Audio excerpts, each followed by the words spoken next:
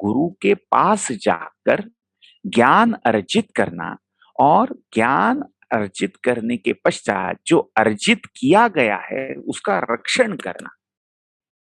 सीधी सीधी भाषा में अगर कहा जाए तो गुरु से एकांत में गुह्य रूप में प्राप्त किया जाने वाला ज्ञान जो केवल और केवल गुरु के पास जाकर ही हम पा सकते हैं, उसे कहेंगे हम उपनिषद।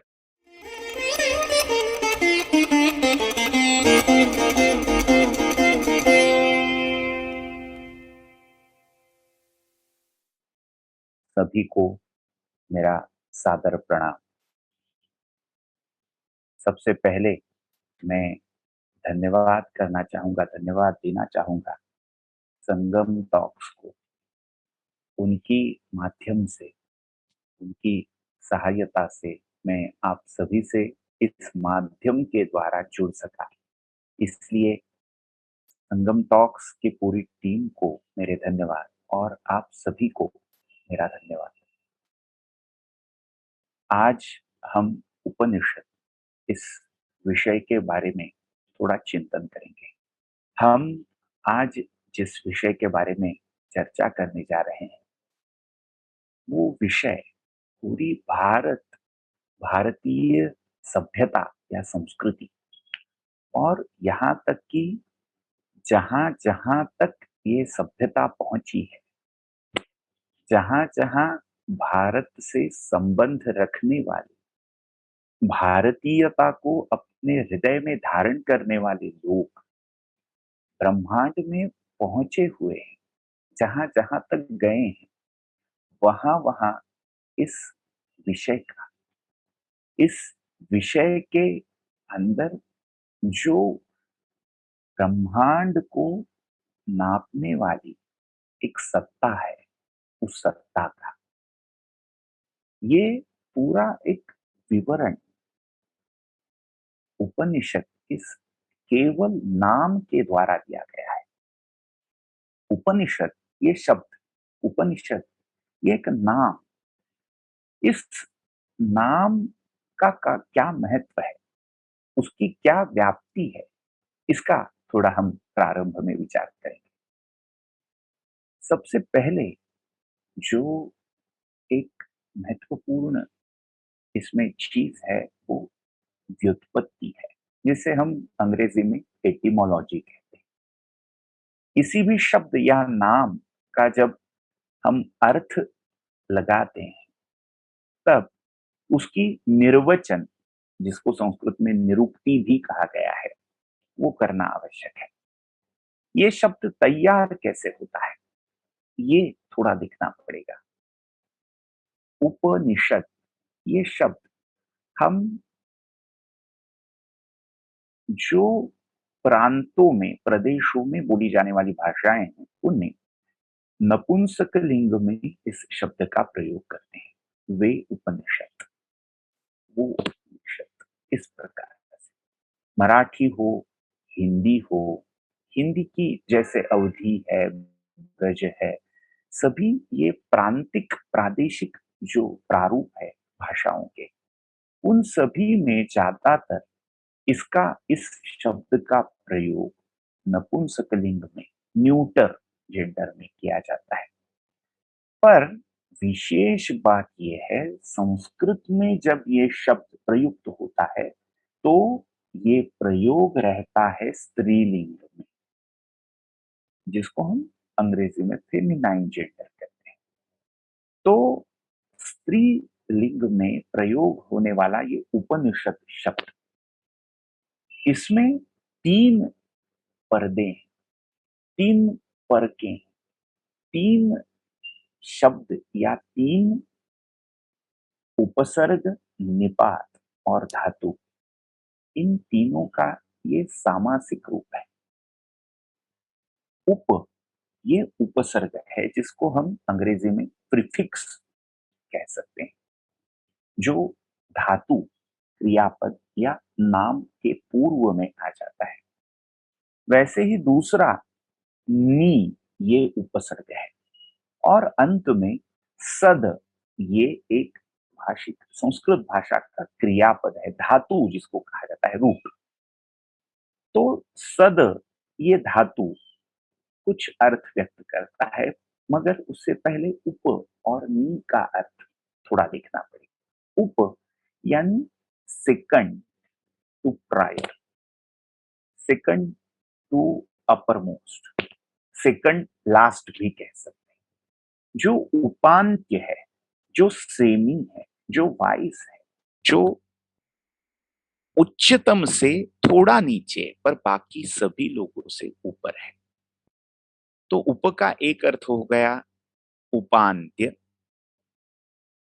दूसरा अर्थ है उप का निकट, निकट जाना, सन्निधान में जाना, गोइंग नियरर।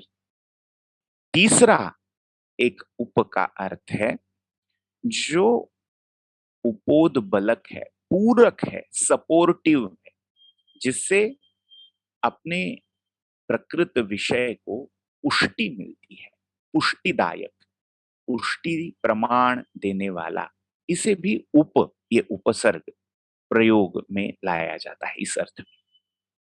तो उप, इस उपसर्ग के ये तीन अर्थ हो गए। वैसे ही नी, ये जो दूसरा उपसर्ग है, उसका अर्थ है पूरी तरह से, कंप्लीटली, संस्कृत में जिसको निशेषतया ऐसा कहते हैं। तो ये दूसरा हो गया नी। और अब आते हैं सद, इस धातु की तरफ। सद इस धातु का अर्थ है, धातु यानी विज्ञान में कहे गए मेटल्स नहीं, यहाँ भाषिक धातु की चर्चा हो रही है, क्रियापद का धातु। तो सद धातु का अर्थ है बैठना, टू सिट। अब उप प्लस नी प्लस सद, ये जब एक कंपाउंड तैयार हो जाता है तो अर्थ होता है निकट बैठना। अब किसके निकट बैठना है, किसके पास जाकर बैठना है? तो पास जाना है गुरु के, सदगुरु के।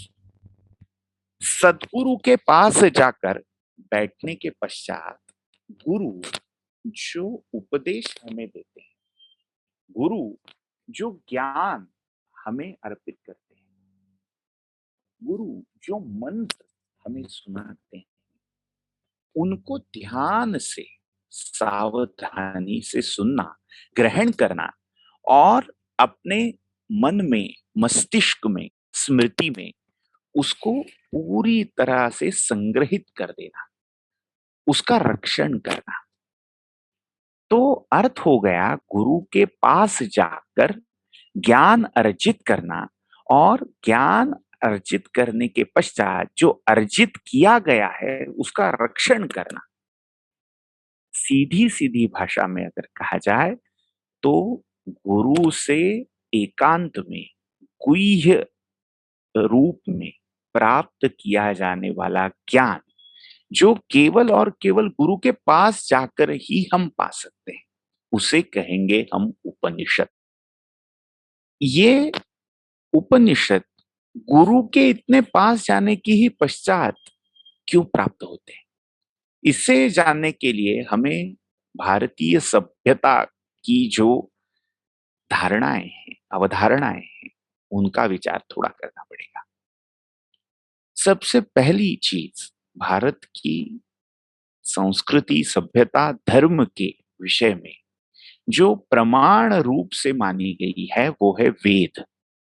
वेद, चार वेद हम सभी को पता है, ऋग्वेद, यजुर्वेद, सामवेद और अथर्ववेद। ये चार वेद भारतीय सभ्यता के मानदंड माने जाते हैं। इन सभी वेदों के द्वारा पूरी विचारधारा भारतीयता की प्रवृत्त हुई, प्रवाहित हुई, ऐसी मान्यता है। तो ये चार वेद, इन चार वेदों में हर एक वेद के चार चार विभाग स्थूल रूप से माने गए हैं। उनमें अगर हम ऋग्वेद मान ले तो ऋग्वेद के संहिता, ब्राह्मण, आरण्यक और उपनिषद, ये चार भाग आते हैं। यजुर्वेद के ही वैसे भी वैसे हर एक वेद के ये चार भाग होते हैं। तो संहिता भाग जो है, तो उसमें तो पूरे मंत्र, सूक्त आ जाते हैं, देवताओं की स्तुतियां इस संहिता भाग में है।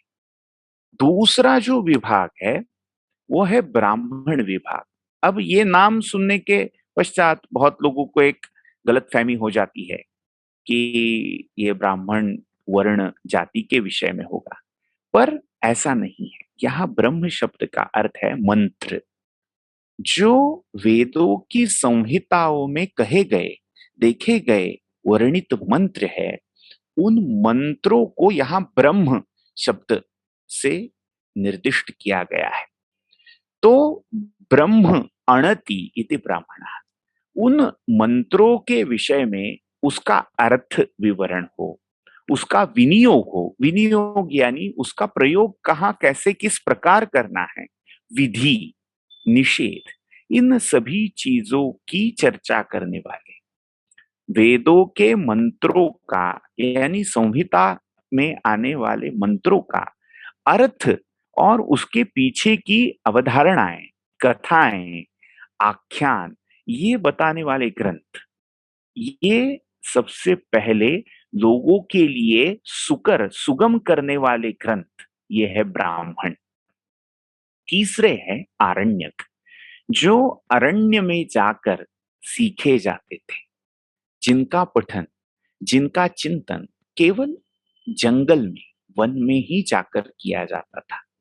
तो वन में जाकर जिन मंत्रों पर चर्चा होती, चिंतन होता, विचार होता, तो वो सभी भाग आरण्यक नाम से जाने जाते हैं। और आरण्यकों का ही अंतिम भाग ज्यादातर उपनिषद कहलाता है। तो वेद ये चार भागों में जो बटा है, उसके दो हिस्से माने गए। पहले दो, संहिता और ब्राह्मण, इन दोनों से कर्म कांड, वेद का कर्म ज्ञान जुड़ा है।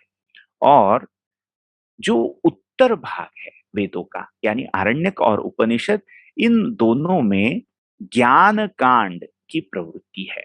एक वेद का विभाग है कर्म के बारे में वर्णन करने वाला, कर्म का विधि, निषेध, ये सब समझाने वाला, मंत्र बताने वाला। और दूसरा भाग कर्म से परे जो ज्ञान है, जो अनुभव है, जो साक्षात्कार है, जिसको संस्कृत में प्रतीति कहा गया है, उस प्रतीति के बारे में चर्चा करने वाला ये दूसरा भाग है। ये अंतिम भाग है। इसी कारण वेदों का अंतिम भाग होने से इस भाग को वेदांत भी कहा गया। तो वेदांत आगे चलकर भारतीय सभ्यता का षड दर्शनों में से, छह दर्शन जो है, उनमें से एक भी माना गया। और यहाँ इसकी मूल प्रवृत्ति उपनिषद यानी वेद का अंतिम भाग इस रूप में भी जानी गई। तो वेदांत ये शब्द, उपनिषद इस शब्द का ही एक समानार्थक माना गया है। तो आरण्यक और उपनिषद ये ज्ञान कांड है। अब पूरी सभ्यता का, धर्म का या संप्रदायों का अगर विचार देखा जाए, तो आस्तिक और नास्तिक ये दो भेद इन पूरी प्रणालियों में देखे गए हैं। तो आस्तिक, आस्तिक का हम अंग्रेजी में अगर ट्रांसलेशन करने बैठे तो बहुत बार चूक हो जाती है, भूल हो जाती है। वो इस प्रकार की, हम अथीस्ट, थीस्ट, इन दो टर्म्स से, इन दो शब्दों से, आस्तिक और नास्तिक, इन दो शब्दों का संबंध या एक प्रकार से ट्रांसलेशन जोड़ देते हैं। जैसे नास्तिक का हो गया अथीस्ट और आस्तिक का हो गया थीस्ट।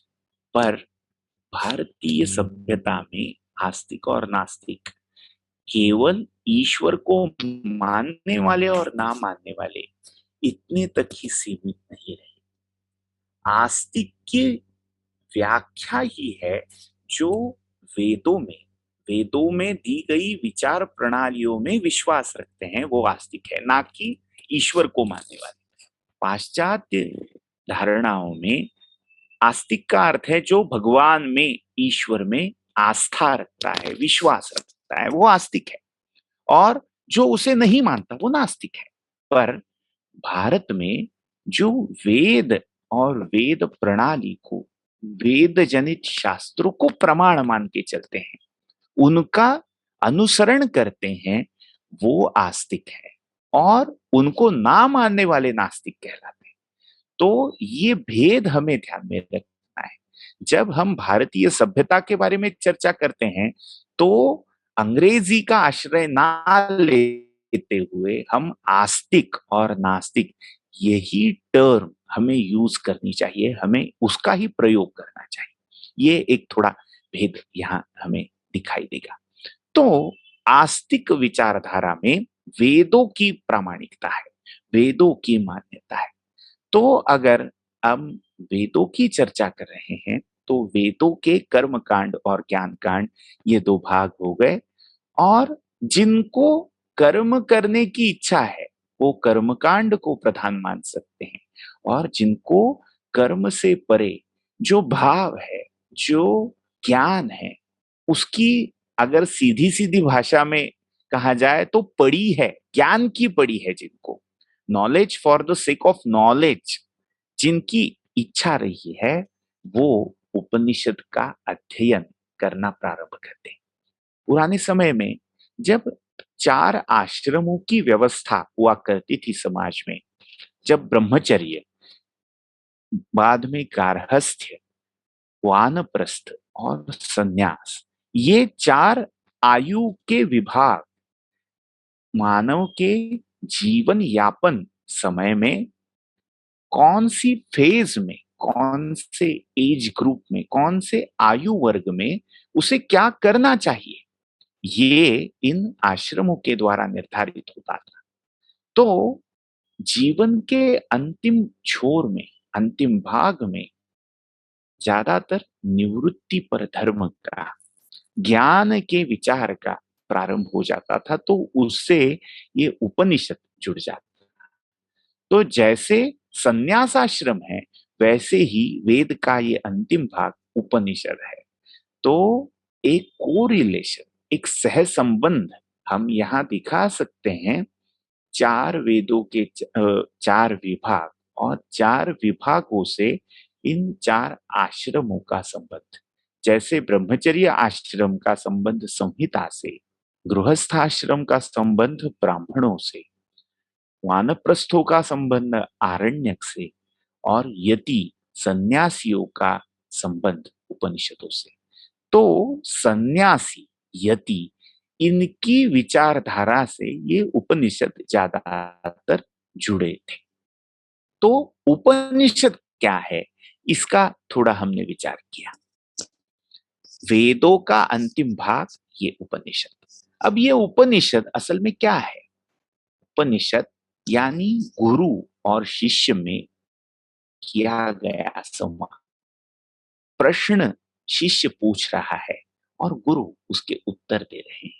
एक तरह से गुरु के निकट जाना, केवल शरीर देह की स्तर पर ये निकटता नहीं है, बल्कि आत्मा, बुद्धि, मन, इन भिन्न भिन्न स्तरों पर ये शिष्य गुरु के पास जा रहा है या जाने का प्रयास कर रहा है। और जैसे जैसे वो गुरु के पास चला जा रहा है, जैसे जैसे निकटता बढ़ती जा रही है, वैसे वैसे गुरु का उपदेश उसे समझ में उतनी ज्यादा मात्रा में आ रहा है। तो गुरु और शिष्य का संवाद है ये उपनिषद। उपनिषद कितने हैं? उपनिषद की अगर गणना की जाए तो आज की घड़ी में 200 से भी ज्यादा उपनिषद उपलब्ध है। मैन्युस्क्रिप्ट्स, जिनको हम पांडुलिपियां कहते हैं, पांडुलिपियों से जो जिनका शोध हुआ है, या फिर विद्वानों ने, बहुत से शास्त्रकर्ताओं ने, प्रवर्तकों ने जिनके विचार को पकड़कर अपने दर्शनों का विस्तार किया, प्रवृत्ति हुई, उन उपनिषदों की संख्या 200 से भी ज्यादा है। पर उन 200 उपनिषदों में भी 18 उपनिषद सबसे मूर्धन्य, सबसे ऊपर, सबसे प्रधान माने गए हैं। अब इन 18 उपनिषदों में भी 10 उपनिषद ज्यादा से ज्यादा पढ़े जाते हैं। अब ये 10 उपनिषद कौन से हैं? इनको अगर ध्यान में रखना है तो एक श्लोक आ जाता है। ये श्लोक भी मुक्तिकोपनिषद नाम का एक उपनिषद है। इस उपनिषद में भगवान राम और हनुमान जी इनके संवाद में इन उपनिषदों की सूची दी गई है। उस सूची में आने वाला 10 उपनिषदों को बताने वाला ये एक श्लोक है। ये एक याद कर लेंगे तो 10 उपनिषदों के नाम अपने आप ही ध्यान में आ जाएंगे। ये श्लोक इस प्रकार है। ईश केन कठ प्रश्न मुंड मांडुक्य तैतरीहि ऐतरेयम च छांदोग्यम बृहदारण्यकम तथा। कौन कौन से हैं? ईश या ईशावास्य उपनिषद, केनोपनिषद, कठोपनिषद या काठकोपनिषद, प्रश्नोपनिषद, मुंडकोपनिषद, मांडुक्योपनिषद, तैत्तिरीयोपनिषद, ऐतरेयोपनिषद, बृहदारण्यकोपनिषद और छांदोग्योपनिषद। ये 10 उपनिषद सभी उपनिषदों की सूची में सबसे ऊपर माने गए हैं। इनमें क्या कहा गया है? इनका विषय क्या है? अब अगर उपनिषदों की विचारधारा देखी जाए तो उपनिषदों में इस विश्व की उत्पत्ति कैसे हुई, इस विश्व में जो जीवन विस्तृत हो गया है, ये जो जीव, मनुष्य हो, पशु हो, पंछी हो, वृक्ष हो, लताएं हो, जो भी लाइव फॉर्म में है, जहां जहां चैतन्य छुपा है, जहां जहां जीवन छुपा है, उस जीवन के मूल स्रोत को ढूंढने का, उसको शब्दों में कहने का प्रयास उपनिषदों में किया गया है। वहां किसी भी प्रकार से शायद श्रोताओं को धक्का भी लग सकता है इस विधान से कि उपनिषदों में ईश्वर की या परमात्मा की चर्चा नहीं की गई है। ऐसा लगता है कि अगर वेदों में है तो देवताओं की चर्चा होगी, ईश्वर की चर्चा होगी, पर उपनिषदों में चैतन्य की चर्चा है।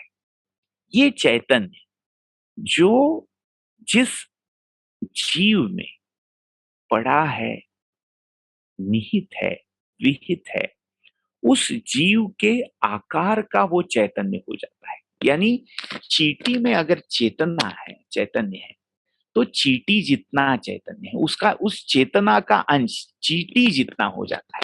अगर हाथी में जो चैतन्य है तो उस चेतना का परिमाण हाथी जितना हो जाता है। तो ये चेतना की, चैतन्य की विशेषता है। जैसे पानी की विशेषता कही गई है, पानी तेरा रंग कैसा, जिसमें मिलाओ वैसा, वैसे ही इस चेतना, चैतन्य का स्वरूप है। जहां जैसा मिल जाए, घुल मिल जाए, वैसा ही वो हो जाता है। तो इस चेतना के बारे में चर्चा इन उपनिषदों का मूल विषय है। मूल चर्चा की गई है इस चेतना के बारे में। तो चेतना कैसी है, उस चेतना को वर्णन करते समय इन उपनिषदों ने कुछ परिभाषाएं निर्धारित की गई है। कुछ परिभाषाएं इन गुरुओं ने, आचार्यों ने हमारे सामने रखी है। अब ये परिभाषाएं क्या है? अब जैसे जो सुनने वाला है उसकी भूमिका क्या है, उसकी क्षमता कितनी है, ये ध्यान में रखकर उपदेश किया जाता है। जिस स्ट्रीम से, जिस फील्ड से, जिस शिक्षा संबंधी विषयों से सामने बैठा हुआ छात्र है, उसी विषय को मूल में रखकर, केंद्र में रखकर, उसके आधार पर उस छात्र को जो ज्ञात नहीं है उसको जिसके विषय में ज्ञान नहीं है उसका ज्ञान कराया जाता है। अगर कोई डॉक्टरी पढ़ रहा है, मेडिकल साइंस का कोई स्टूडेंट है, अगर कोई इंजीनियरिंग पढ़ रहा है, तो उसी के विषय की परिभाषा करके, अगर डॉक्टर कोई है तो डॉक्टर को जो भाषा समझ में आ रही है उसी भाषा को सामने रखकर उपदेश उसे किया जाता है, तो उसे जल्दी समझ में आ जाएगा।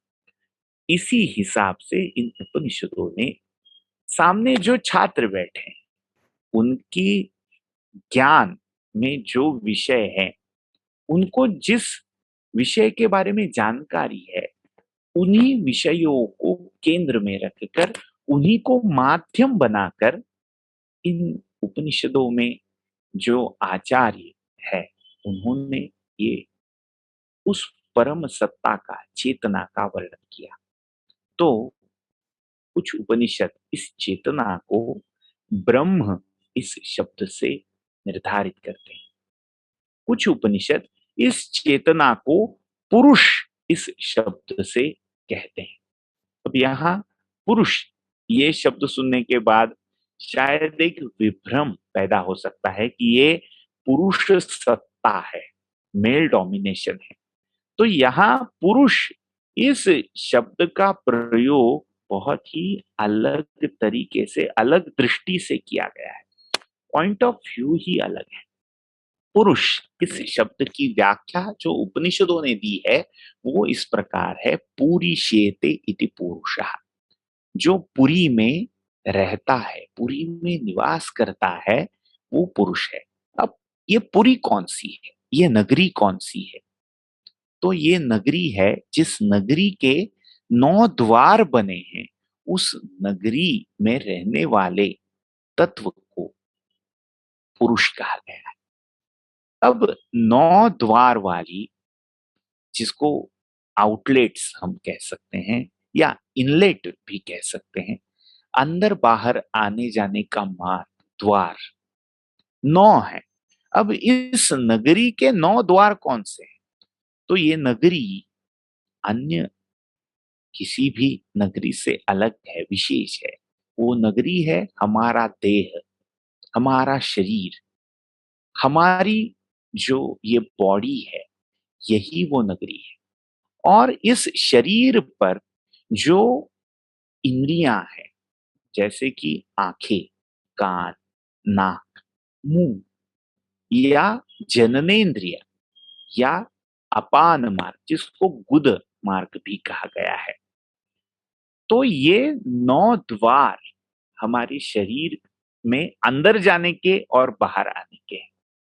तो इस प्रकार से 9 द्वार वाली इस शरीर रूपी, देह रूपी पुरी में, नगर में जो वास करता है वो यानी चेतना, चैतन्य, उस जीवात्मा को, उस चेतना को पुरुष ये शब्द दिया गया है। यानी स्त्री और पुरुष, जो कि आज हम भाषिक प्रयोग में जिनको कहते हैं मेल फीमेल, तो उस अर्थ में ये पुरुष शब्द उपनिषदों में नहीं आता। उपनिषदों में पुरुष का अर्थ थोड़ी अलग तरीके से लगाया गया है।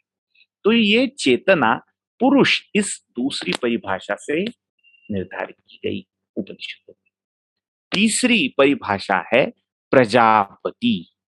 तो प्रजापति यानी पूरी विश्व में जो प्रजाएं हैं, जो जीव है, उन सभी को प्रजा ये नाम दिया गया है। और उनका पति, उनका संचालक, उनका पालक, उनका निर्माता ये प्रजापति है।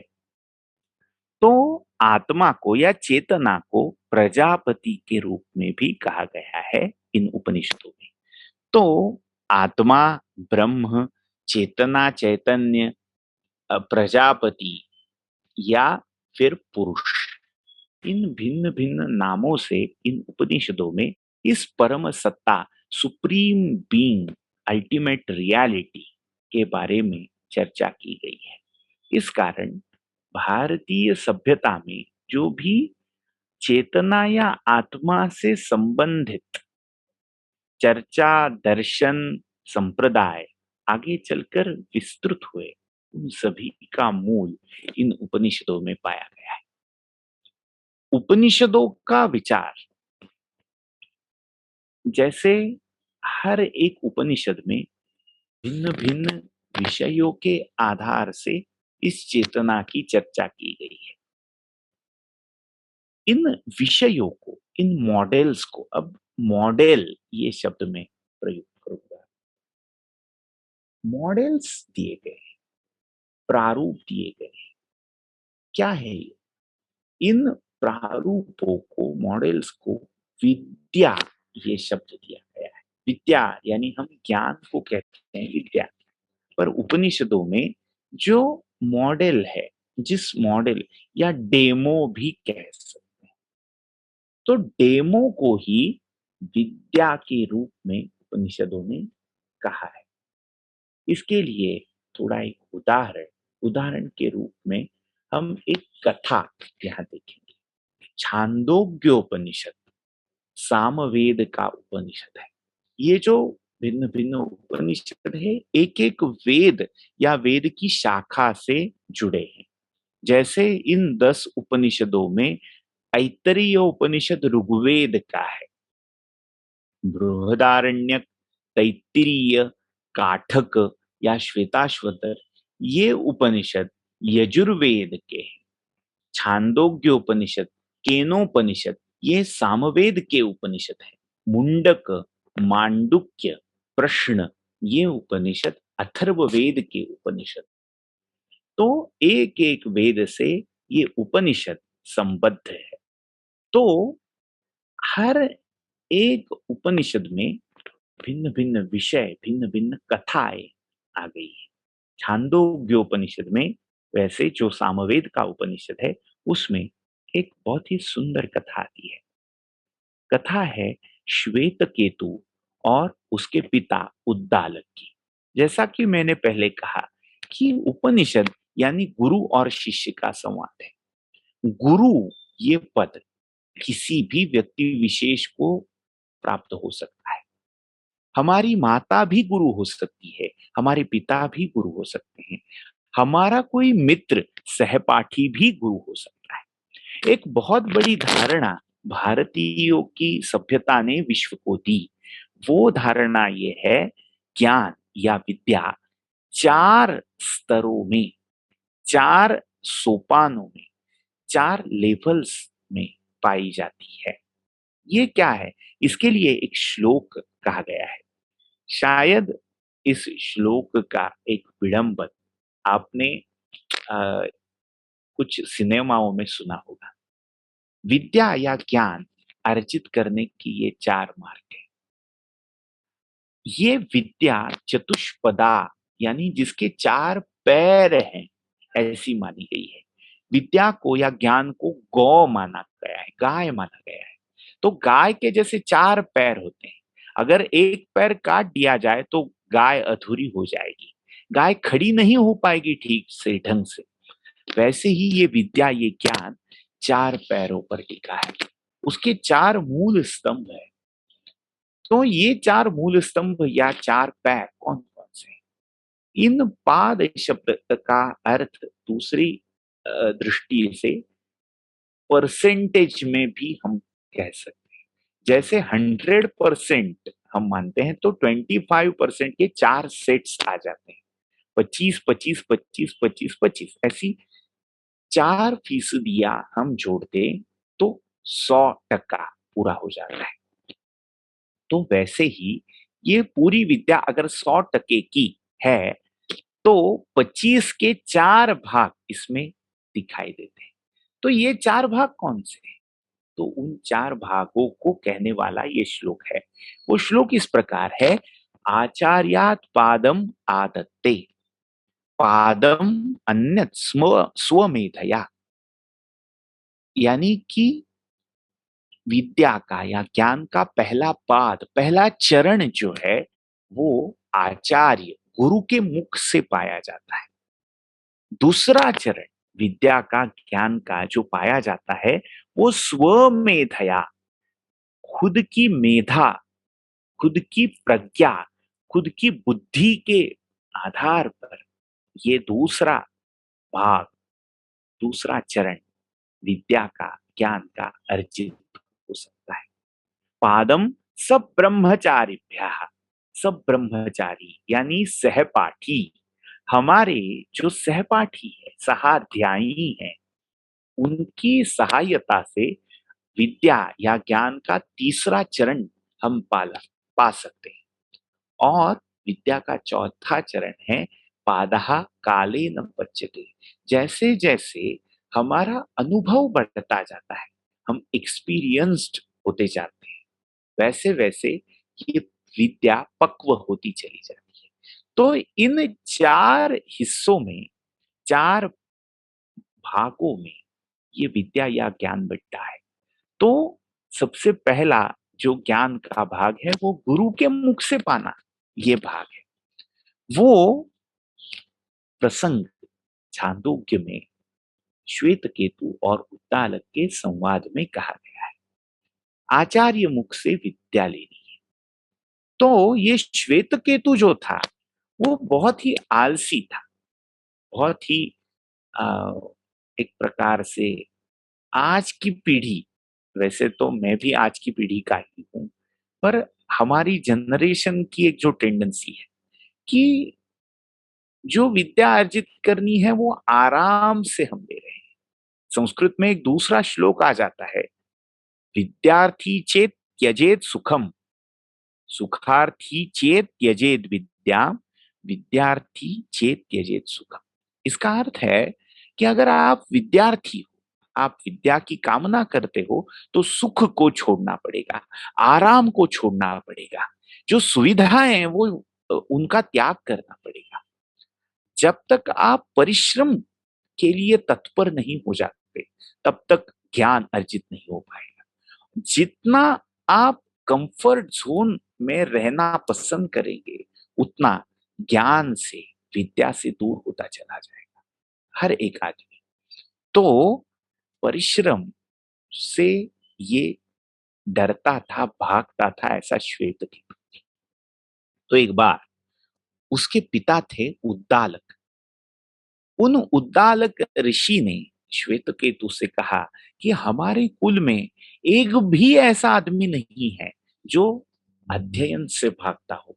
तुम्हें गुरु गृह में जाकर विद्याध्ययन करना पड़ेगा, शिक्षा अर्जित करनी पड़ेगी। तो पिताजी कह रहे हैं, इस कारण वो श्वेतकेतु उपनयन करके चला गया गुरुकुल। अब वैसे तो ये उद्दालक थे, वो भी बहुत बड़े ज्ञानी थे, उस समय के बहुत बड़े तत्ववेत्ताओं में से एक थे, दार्शनिक थे। पर अगर पिता के ही घर ये बेटा रह गया और वही सीखने लगा, तो एक प्रकार से कंफर्ट जोन फिर से आ जाएगा। पिताजी से क्या सीखना है? यहाँ तो मुझे सब कुछ मेरी जानकारी सभी विषयों में है, पिताजी जानते हैं यानी कि मैं ही जानता हूं, ऐसा एक ज्ञान का आभास उसे हो जाता। और ये आभास, ये एक अनुभव के अभाव में होने वाला विभ्रम उसे ज्ञान से, अनुभव से वर्जित कर देता। इस कारण पिता ने ज्ञानी होते हुए भी दूसरे आचार्य के गुरुकुल में अपने लड़के को भेजा। और ये श्वेतकेतु 12 साल तक उस गुरुकुल में रहा और पढ़कर वापस आ गया। आया तो कैसे आया? तो छांदोग्योपनिषद वर्णन करता है, स्तब्ध इव अनुचान मानी। स्तब्ध यानी स्टबॉर्न, ऐसा उसका स्वभाव हो गया कि अब मैंने जो सीखना था वो सीख लिया है, जो पढ़ना था वो पढ़ लिया है, अब कुछ ज्यादा पढ़ने की आवश्यकता नहीं, कुछ सीखने की आवश्यकता नहीं, काफी है, काफी हो गया, बहुत पढ़ लिया। तो इस स्तब्धता के कारण उसका जो व्यक्तित्व है वो अहंकारी, अभिमानी होने लगा, एक प्रकार से ईगो बढ़ने लगा और फिर से एक विभ्रम जन्म ले गया उसके मन में कि मैं सब कुछ जानता हूं और जो भी है उस सभी पर मेरा अधिकार है। तो इस अभिमान के कारण वो अनुचानमानी कहा गया उसको। अनुचानमानी यानी खुद को गुरु समझने वाला। गुरु ये भारतीय सभ्यता की बहुत बड़ी संस्था है। गुरु इस शब्द का अर्थ ही है जो बड़ा है, लघु और गुरु। जो बड़ा है वो गुरु है और जो छोटा है वो शिष्य है। हर एक आदमी अगर अपने जीवन में शिष्य बना रहे तो अपने आप ही वो गुरु हो जाता है।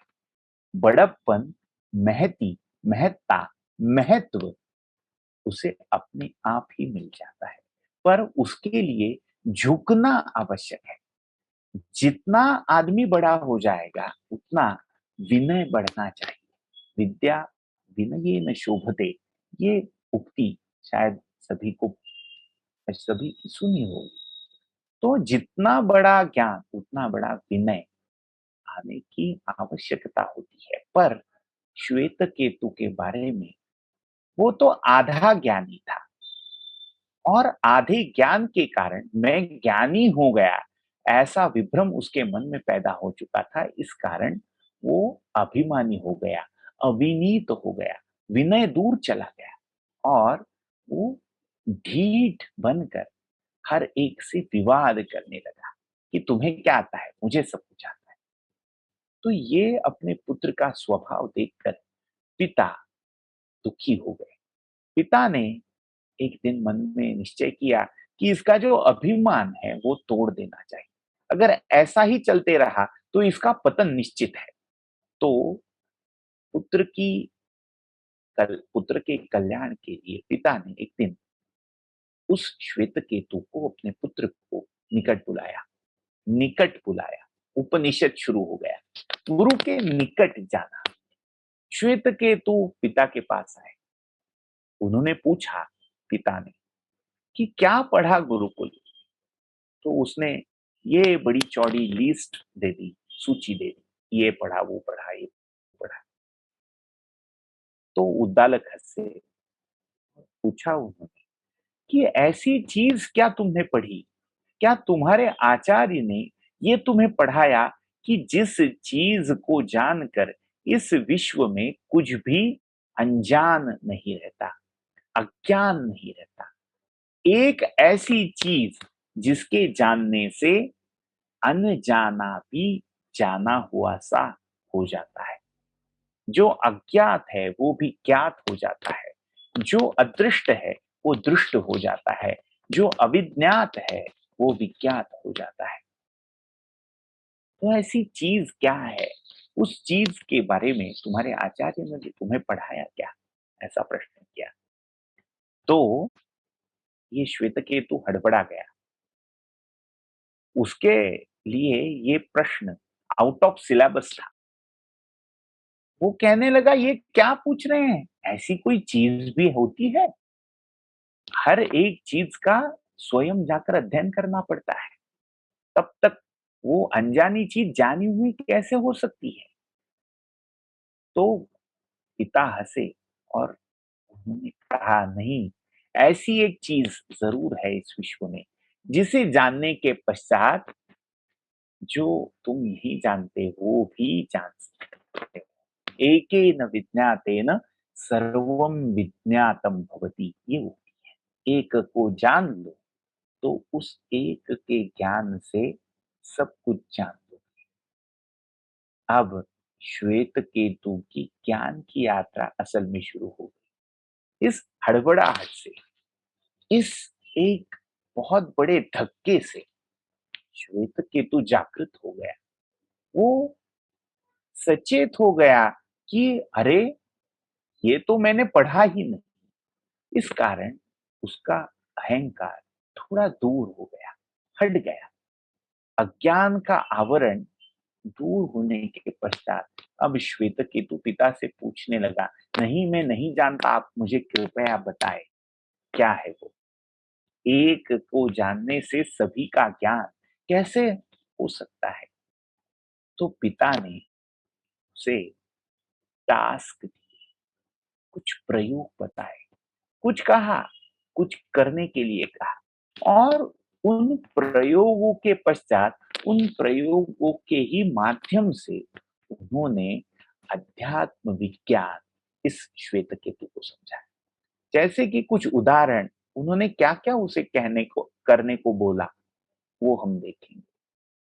पहले उन्होंने पिता उद्दालक ने पुत्र श्वेतकेतु से कहा, जाओ, सामने बहुत बड़ा वटवृक्ष है। उस वटवृक्ष का जो फल पड़ा है, वो फल उठा कर ले आओ। श्वेतकेतु दौड़ा चला गया और उसने फल उठाया वटवृक्ष का और लाकर हाथ में रख। तो पिता ने बोला कि इतना ही नहीं, फोड़ दो उस फल को। तो फल को भेद दिया। अब पूछा, अंदर क्या देख रहे हो? तो उसने कहा, बहुत छोटे छोटे बीज है इसमें। धाना, धान शब्द आ जाता है। तो बहुत छोटे छोटे कण, छोटे छोटे धान बीज इस वट के फल में पड़े हैं। तो पिता ने कहा, अब उनमें से एक बीज उठा लो। वो बीज, उसका आकार, उसका परिमाण बहुत ही छोटा है, बहुत ही सूक्ष्म है और वो बीज फोड़ने के लिए पिता ने कहा। श्वेतकेतु ने वो बीज भी फोड़ दिया। वो बीज फूटने के बाद जब पिता ने पूछा, अब इस बीज में क्या देख रहे हो? तो उसने कहा, इस बीज में तो कुछ नहीं है। बीज में अंदर खाली पड़ा है बीज, कुछ दिखाई नहीं दे रहा। तो पिता कहते हैं, जिस चीज को तुम कुछ दिखाई नहीं दे रहा ऐसा कह रहे हो, उसी चीज में ये पूरा वटवृक्ष छिपा है। एक बीज की उस वैक्यूम में, उस कैविटी में इस पूरे वटवृक्ष को उत्पन्न करने की, विस्तृत करने की क्षमता छिपी है। ये जो क्षमता है, ये जो पोटेंशियल है, ये जो एनर्जी है, जो आप शायद देख नहीं पा रहे, महसूस नहीं कर पा रहे, पर वो है। और उसी से तो ये पूरा विश्व उत्पन्न होता है। विश्व उत्पन्न कैसे होता है, ये चीज उद्दालक ने वट के बीज के माध्यम से समझा। उद्दालक ने श्वेतकेतु से वट वृक्ष का बीज लाने को कहा और उस बीज में जो अवकाश है, वट वृक्ष के बीज में जो पूरे वट वृक्ष को उत्पन्न करने की क्षमता है, उस क्षमता की उदाहरण से उन्होंने, उद्दालक ने श्वेतकेतु को पूरी विश्व की उत्पत्ति का सूत्र समझा दिया, समीकरण समझा दिया। तो ये पूरी प्रक्रिया एक एक प्रयोग से श्वेतकेतु को समझाई। वैसे ही दूसरा, वो जो परम चेतना है वो कहाँ रहती है, कैसे रहती है, तो एक दूसरा दृष्टांत दिया गया। जैसे पानी में नमक घुल मिल जाता है और अगर देखा जाए, ढूंढना भी चाहे कोई उस पानी में नमक को, तो ढूंढ नहीं पाता। वैसे ही इस विश्व में अगर वो परम चेतना ढूंढनी है तो आप उसे प्रत्यक्ष नहीं कर पाते, क्योंकि वो पानी में घुले हुए नमक जैसी चेतना इस पूरे ब्रह्मांड में, इस कण कण में घुल गई है, मिल गई है। तो ऐसे ऐसे प्रयोगों के द्वारा विश्व, विश्व की उत्पत्ति और इस विश्व का जो मूल कारण परम जीवन है, परम सत्ता है, उसका उपदेश छांदोग्योपनिषद में श्वेतकेतु को उद्दालक ने कराया। ऐसे ही कथाओं के माध्यम से एक एक उपनिषद हर उपनिषद में कथा ही होती है ऐसा नहीं। कुछ उपनिषदों में केवल उपदेश है, जैसे प्रश्नोपनिषद है, या फिर मांडुक्य उपनिषद है, ईशावास्य उपनिषद है। उनमें चर्चा या कथा का भाग या प्रसंग विस्तार से नहीं है, केवल एक निर्देश है कि संवाद है ये। और उस संवाद के मंत्रों को ही विशेष रूप से वहां वर्णित किया गया है। कुछ उपनिषदों में कथाएं कही गई है, जैसे कि ये श्वेत केतु की है। दूसरी एक प्रसिद्ध कथा कठ उपनिषद की है, नचिकेता और यमराज का संवाद। नचिकेता जो वाजश्रवा नाम के ऋषि के पुत्र थे। वाजश्रवा सर्वस्व दक्षिण यज्ञ कर रहे थे, और उस यज्ञ में वो दक्षिणा के रूप में जो गायें प्रदान कर रहे थे, वो गायें वृद्ध हो चली थी, उनकी क्षमता लुप्त हो चली थी। तो उस कारण हुआ यूं कि वाजश्रवा के जो पुत्र थे, जिनका नाम था नचिकेता, तो नचिकेता को जिज्ञासा हुई कि ऐसी निरुपयोगी गायों का दान करने से क्या लाभ, क्या होगा। तो वो पिता को पूछने लगे कि ये गाय क्यों दे रहे। तो पिता बोले कि सर्वस्व का, सब चीजों का दान इस यज्ञ में करना पड़ता है। तो नचिकेत ने पूछा, ठीक है, तो फिर आप मुझे किसको दान करें। एक बार नहीं, 3-3 बार एक ही सवाल ये पुत्र उठा रहा है। तो पहले ही थोड़े से व्यस्त रहने वाले वाजश्रवा कुपित हो गए, और उस क्रोध के आवेश में वाजश्रवा ने नचिकेता को सुना दिया कि जा, मैं तुम्हें यम को दान कर दूंगा। यम जो मृत्यु की देवता है। और पिता की आज्ञा का शब्दशः अक्षरशः पालन करने के लिए ये नचिकेता यम की नगरी में चले गए। यम के द्वार पर वो 3 दिन तक टिके रहे, यम की प्रतीक्षा में। जब 3 दिन बाद यमराज लौटे बाहर से, तो उन्होंने कहा, एक ब्राह्मण मेरे द्वार पर 3 दिन तक बिना अन्न जल के रहा, तो ये बहुत बड़ी गलती मुझसे हो गई। इसके बदले में आप मुझसे 3 कौन से भी वरदान मांग, जो इच्छा है वो मांग, जो चाहिए वो मांग लो। पैसा मांग लो, गाड़ी मांग लो, दास दासियां मांग लो, राज्य मांग लो, जो चाहिए वो पालो। पर नचिकेता ने जो 3 वरदान मांगे, उससे ये पूरी भारतीय सभ्यता की विचारधारा उजागर होगी, प्रकाशित होगी। नचिकेता ने 3 वरदान मांगे। सबसे पहला वरदान मांगा कि हे यमराज, जब मैं यहां से लौटूं तो मेरे पिता प्रेम पूर्वक मुझे फिर से स्वीकार ले। इस एक वरदान से 3-3 वरदान नचिकेता ने मांगे। एक, नचिकेता यम के द्वार पर खड़ा है। यम मृत्यु की देवता है, और मृत्यु के द्वार पर जो चला जाता है वो वापस नहीं लौटता। तो एक वरदान से, पहले ही वरदान से उसने, नचिकेता ने अपनी वापसी निर्धारित, निश्चित कर दी। दूसरा वरदान उन्होंने मांगा कि पिता के मन में जो मेरे विषय में क्रोध भरा था, आक्रोश भरा था, वो दूर हो जाए, प्रेम वैसे ही बना रहे। और अगर पिता पुत्र का स्वागत करता है प्रेम से, स्वीकारता है प्रेम से, तो उसका अर्थ भी है, जब तक मैं ना लौटूं, यमराज की नगरी तक जाने का उसकी जो यात्रा है, उसमें बहुत दिन चले गए, उसमें बहुत समय बीता है। तो उस समय तक मेरे पिता, मेरे घर वाले भी सुरक्षित रहे, उनको भी कुछ हानि नहीं पहुंचनी चाहिए। तो एक वरदान से 3 वरदान नचिकेता ने अपनी बुद्धि के चातुर्य से प्राप्त किए। दूसरा वरदान नचिकेता ने मांगा कि स्वर्ग को प्राप्त कराने वाली अग्नि विद्या मुझे प्रदान कीजिए। तो चयन कैसे करना है, तो उस चयन की विधि यमराज ने नचिकेता को बता दी।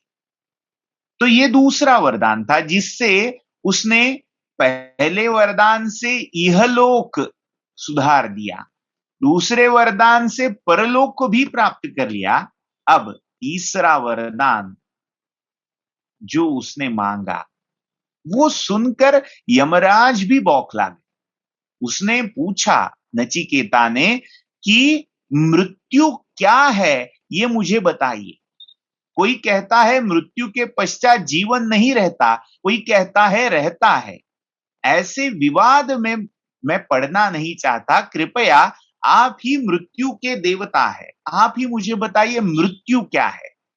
मृत्यु क्या है, इस प्रश्न का अर्थ ही है अपने आप में जीवन को जानना। जीवन और मृत्यु एक ऐसा द्वंद्व है, एक ऐसा संयोग है जो एक उन दोनों में से एक भी समझ में आ जाए तो दूसरा अपने आप सुलझ जाएगा, अपने आप समझ में आ जाए। तो मृत्यु के देवता से मृत्यु क्या है ये प्रश्न नचिकेता ने पूछा और यमराज कहने लगे कि ये प्रश्न, ये वर तुम मुझसे मत पूछ, ये ज्ञान मुझसे मत मांगना, इसके बदले में जो चाहिए मैं वो तुम्हें देने को तैयार। तुम्हें राज्य चाहिए, ये चाहिए, वो चाहिए, जो भी आपको सम्राट भी बनना हो तो मैं बना देता, पर ये वरदान मत मांगना। तो नचिकेता बहुत बड़े प्रज्ञावान रहे। उन्होंने अपनी इच्छा पर अड़िग रहते हुए प्रार्थना की, नहीं आपको अगर देना है तो यही वरदान दीजिए।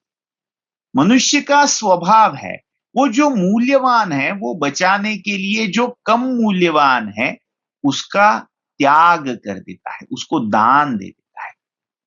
तो जो ज्ञान है वो निश्चित ही इस पूरी संपदा से मूल्यवान है। तो मैं इस संपदा को नहीं मांगता, मैं उस ज्ञान को मांगता हूं। और इस निष्ठा के कारण यमराज प्रसन्न हो गए और उन्होंने ये मृत्यु विज्ञान नचिकेता को समझाया दिया, जो आगे चलकर कठोपनिषद के नाम से प्रख्यात हो गया। तो ऐसी भिन्न भिन्न कथाओं के माध्यम से जीवन, मृत्यु, विश्व क्या है, विश्व की उत्पत्ति कैसे हुई है, ऐसे जो मूल प्रश्न हैं जिनका उत्तर आज का विज्ञान भी आज की घड़ी तक नहीं दे पाया है, विस्तार से विश्लेषण नहीं कर पाया है, तो उन प्रश्नों के उत्तर बहुत ही प्राचीन समय में इन उपनिषदों में दिए गए हैं। तो ये उपनिषद हमारे हर एक प्रश्न का, जो आज के समय के भी शायद प्रश्न हैं, उन सभी प्रश्नों का उत्तर ये उपनिषद हमें दे देते हैं। तो उपनिषद हमारे भारतीय दर्शन शास्त्र का, दर्शन का अर्थ ही है देखना, पाना, उपलब्ध होना। तो जिस सत्य का ज्ञान हमारे प्राचीन ऋषि, मनीषी या तत्ववेत्ताओं ने, दार्शनिकों ने प्राप्त किया, उस दर्शन को, उस साक्षात्कार को हमारे लिए एक फोकस के रूप में देने वाले शास्त्र ये उपनिषद है। इसलिए मैंने शीर्षक देते हुए उपनिषद भारतीय दर्शन का आलोक, ये शीर्षक यहां दी। तो इस प्रकार से ये एक पूरी उपनिषद की बहिरंग चर्चा, ये केवल बहिरंग है।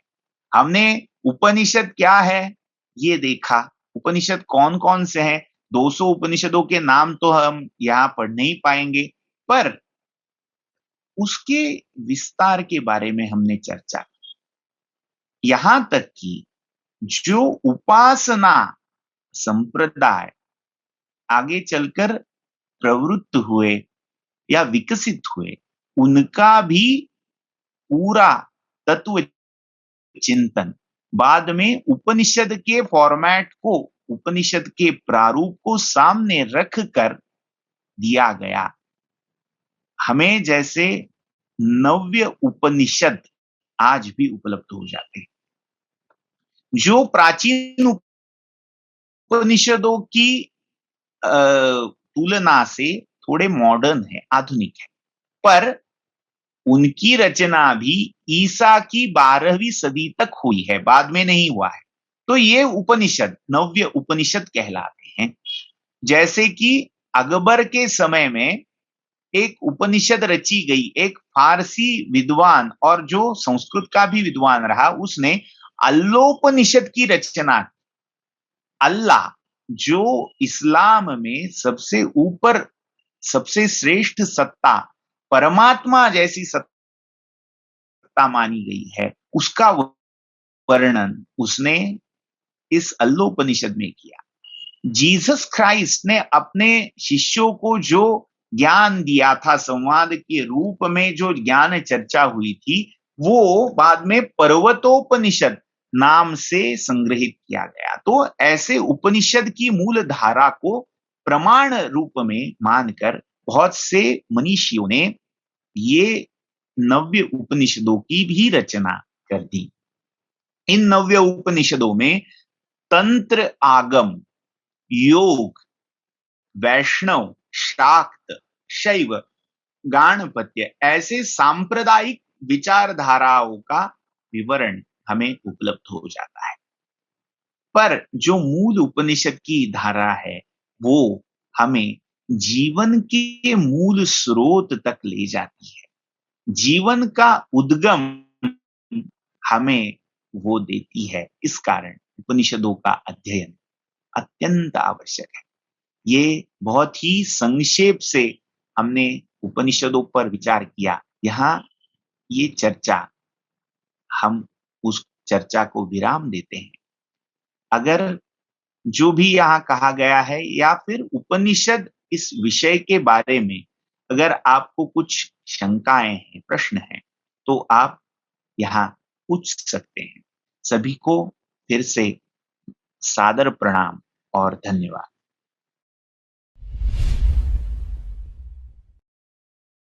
विशाल जी ने पूछा है प्रणव जी, तो वो हाँ। प्रश्न है, I want to learn about 6 systems in darshan, Sankhya, Yoga, Nyaya, Vaishya, Purva Mimamsa and Uttar मीमांसा.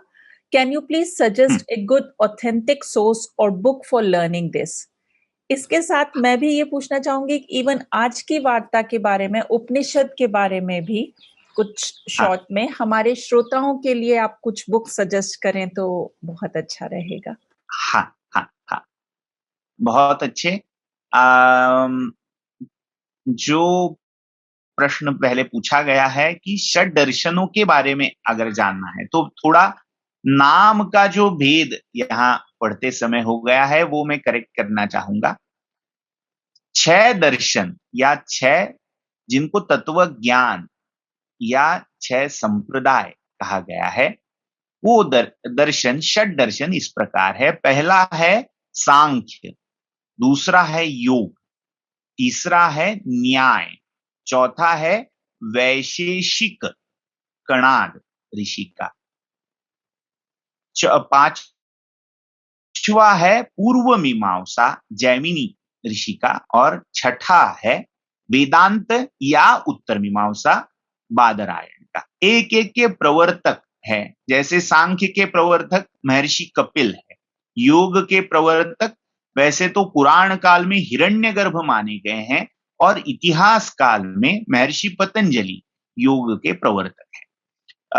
न्याय के प्रवर्तक महर्षि गौतम है, वैशेषिक के प्रवर्तक कणाद महर्षि है, पूर्व मीमांसा के महर्षि जैमिनी, और उत्तर मीमांसा यानी वेदांत के प्रवर्तक भगवान वेदव्यास या जिनको हम बादरायण भी कहते हैं, वो माने गए हैं।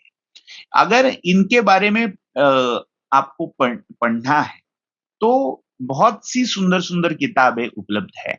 अगर आप अंग्रेजी में पढ़ना चाहते हैं तो आउटलाइन ऑफ इंडियन फिलोसॉफी, ये एक बहुत ही सुंदर किताब है। दूसरी एक किताब कार्ल पॉटर की, उसका एनसाइक्लोपीडिया ऑफ इंडियन फिलोसॉफी का जो फर्स्ट वॉल्यूम है, उसकी जो फोरवर्ड है, प्रस्तावना है, वो भी अगर आपने थोड़ी विस्तार से पढ़ ली तो उसमें भी ये कंसेप्ट, जो बेसिक कंसेप्ट्स है, वो क्लियर हो जाए। तो outline of Indian philosophy, encyclopedia of Indian philosophy. तीसरा एक दास गुप्ता जी का भी पुस्तक, उसने उनके लिखी पुस्तक है सोर्सेस ऑफ इंडियन फिलोसॉफी। तो ये भी आप देख सकते हैं। अगर आपको हिंदी में पढ़ना है तो हिंदी में भारतीय दर्शन शास्त्र का इतिहास, पंडित बलदेव शास्त्री उपाध्याय, इनके खंड है। वैसे तो संस्कृत वाङ्मय का बृहद इतिहास, ऐसे 11 खंड है, 11 या 12, तो उनमें से दर्शन के जो 2 खंड है तो वो आप रेफर कर सकते।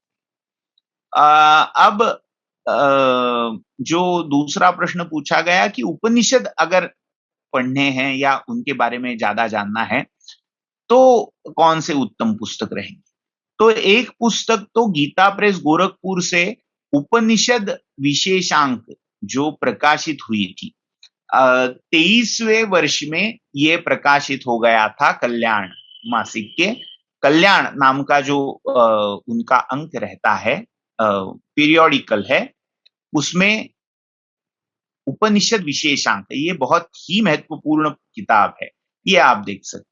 दूसरी एक किताब डॉक्टर आर रानडे, रामचंद्र रानडे, जिनको महाराष्ट्र में गुरुदेव रानडे के नाम से भी जाना जाता है, महाराष्ट्र और कर्नाटक में प्रसिद्ध रहे। ये बनारस हिंदू विश्वविद्यापीठ के प्राचार्य रह चुके हैं। उनका thesis constructive survey of Indian philosophy और उपनिषद फिलोसॉफी, ये जो ग्रंथ है वो आप अंग्रेजी में जो पढ़ना चाहते हैं वो देख सकते हैं। तो ये अगर किताबें आप देख ले तो एक जनरल आउटलाइन भी आपको समझ में आ जाएगी, और अगर ज्यादा पढ़ना है तो इनसाइट भी उससे हमें प्राप्त हो जाएगी।